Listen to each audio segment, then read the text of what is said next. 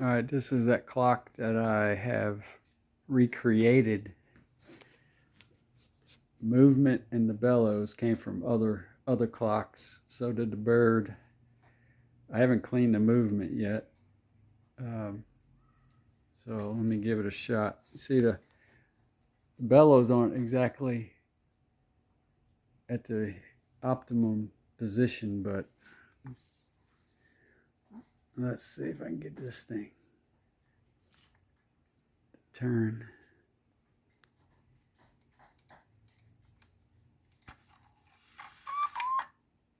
There's a half hour.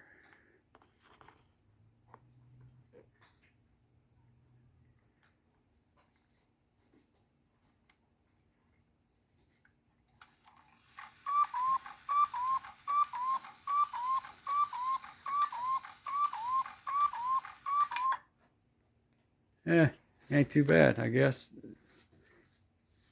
So keep on progressing.